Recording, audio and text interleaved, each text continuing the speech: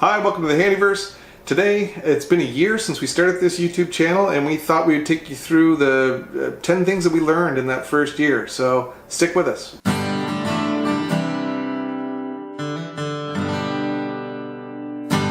Hi, I'm Suzanne and this is Jason. And Jason brought along his furry friend today for today's video. It's for Movember, so it's a good cause, raising awareness for men's health. And if you'd like to get more information on it, we'll put a link down below. But that's what's going on here. So it's going to be around for a few more videos. Hopefully not too long though. We're going to get rid of it soon. But it's here for now. Number 1, divide and conquer. Having a YouTube channel can be a lot of work, and so it is a lot of work. Not can be. Well, maybe not all YouTube channels are a lot of work, but ours is a lot of work. Okay. We're getting ahead to point 3 here, but okay. So if you're not doing it by yourself and you have a partner or a team, lean on one another and use each other's skills to your advantage. So I, rightly or wrongly, am the social media manager. Worst social media manager ever. Didn't know what Instagram was. Now we know. Yeah. And we kind of knew what Facebook was, so that was okay. And we have a website that I did through Wix. Really easy application to do a website, so that's great. And Pinterest we haven't figured out. So Jason does, what do you do? I basically do it all. Well, on top of that, there's like the video creation part of it. Like, you know, that's what a lot of the focus is on, but there's all those other things that Suzanne was mentioning on top of that. But so for the video creation, you know, we're doing the projects ourselves, but then I'm doing all the editing, piecing together the audio, making thumbnails for the videos, tags, descriptions, all the stuff you need to do when you're uploading videos to YouTube. Number 2, consider your privacy. So we should have spoken to one another before about what we were okay with sharing and what we weren't okay with sharing, because after you film a video, it's sometimes not always easy to edit out the things that you're not comfortable with sharing. Yeah, I didn't think much of that at all when we started, so I didn't really take into consideration your concerns. But we got things fixed afterwards with blurring out house numbers and stuff like that. So also consider one another what you're okay with, maybe your other family and friends or your neighbors even. You want to be respectful. And what we did learn in our last video was that if you're working on the floor and you have the camera up, you want to wear a longer shirt so that you don't have to go through the video frame by frame and put censored signs in. Anyways. Number 3, it's not fun all the time. There's a lot of work to this, and it can get frustrating at times. You're trying to get something out on a schedule, and you're trying to get it done, and you run into some problems that you weren't anticipating. Grumpy. I get kind of grumpy, I'll admit it. So, anyway, if you get grumpy, maybe it's time to take a break, and maybe you won't get the video out the next day, but it's not going to be the end of the world. Get it out as soon as you can. So like most things in life, the things that take a lot of time and energy are probably some of the things that are most rewarding, but at the same time, so for us the channel has been rewarding, but at the same time we don't want this project to make or break our marriage. No. So number 4, try and be consistent. We've seen that when we don't post videos regularly, our channel will actually start to dip in numbers. It'll start to decline.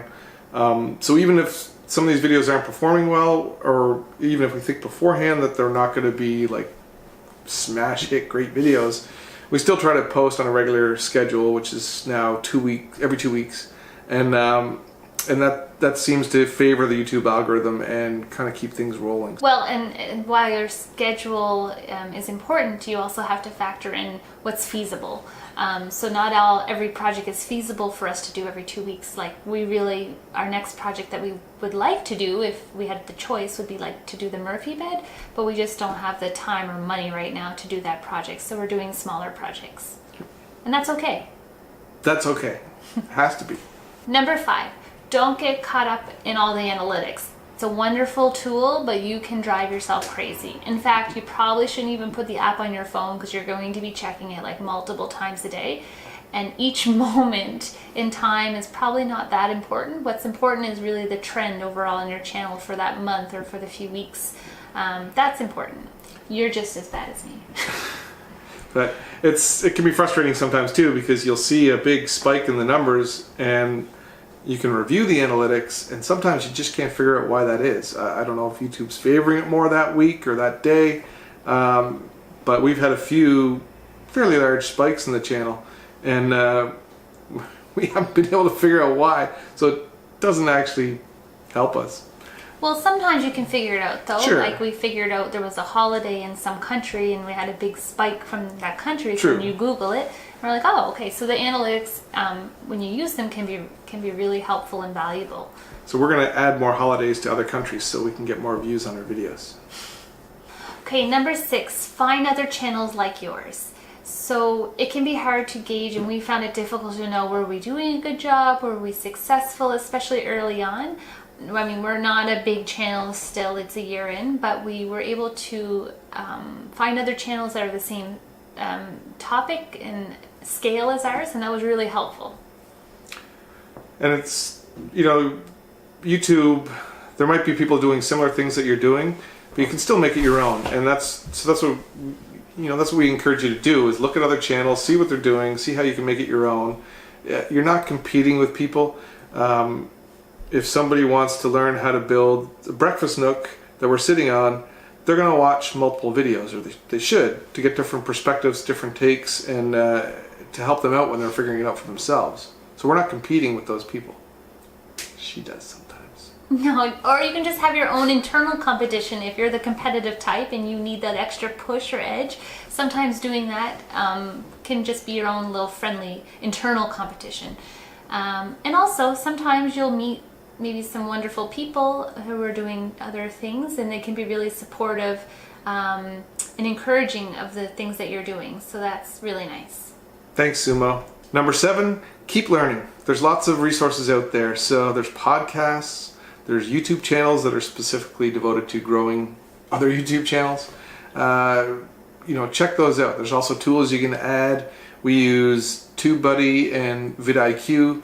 They're add-ons you can add to your browser to give you more tools when you're trying to put your videos together and analyze other channels and your own to see how it's doing.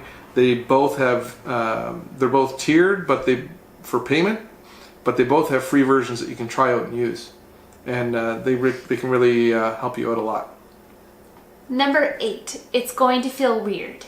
Well, at least it did for us. Still feels weird. Still feels weird. I still won't watch our videos, and it's weird for us because we didn't necessarily grow up in the culture of the selfie culture, so it feels uncomfortable to be in front of the camera and looking at ourselves on the screen. Our first video that we did together, the cabinet video, like we did a whole script. It took like the whole day, and it was crazy. And you know what? It still wasn't perfect, like, and it's still no better than the other videos. And it's YouTube. If people wanted TV, scripted TV, they would watch TV. They want to get to know you and who you are. So, like we're saying, just get out there. Each video is going to get easier, and you will come across trolls.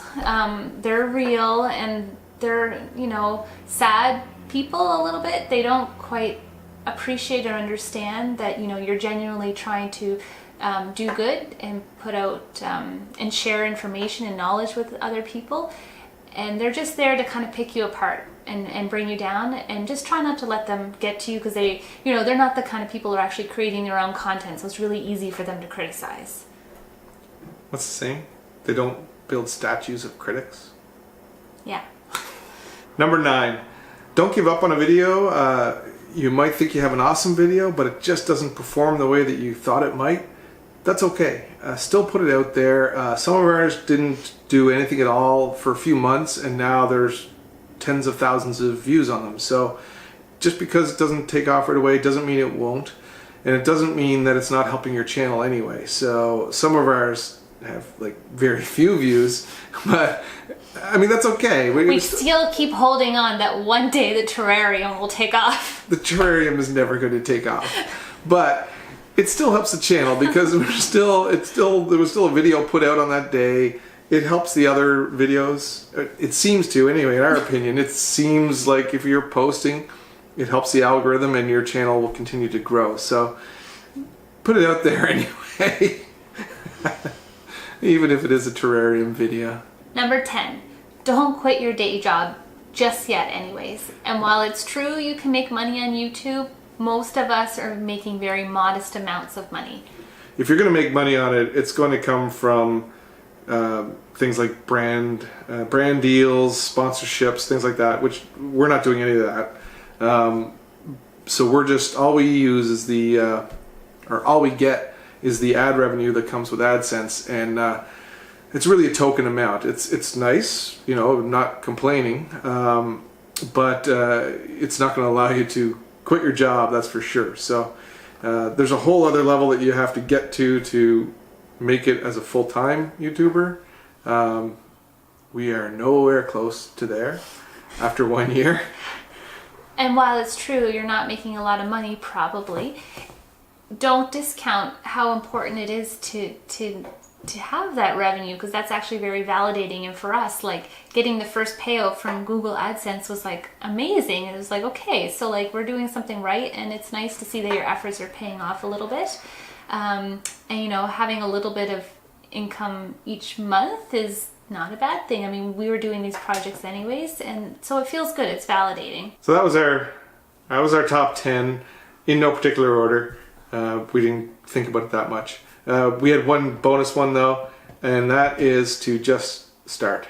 That's how we did by accident. We weren't intending to do this, but just grab your phone. You don't need a whole bunch of gear. Grab your phone, put a video, put it up, see what happens. And you know, the gear, while it can make your videos better, really what we found is that it cuts down on the amount of time and effort for editing. It doesn't necessarily, you can still get good quality videos with what you have right now, so just go for it. Well, thanks for watching, and we hope a year from now we'll be able to tell you another 10 great tips, and be able to share with you how our channel has changed and grown over the next year. And if you find this helpful, you know, hit subscribe and leave a comment down below and just let us know how you're doing on your channel. Thank you for all your support.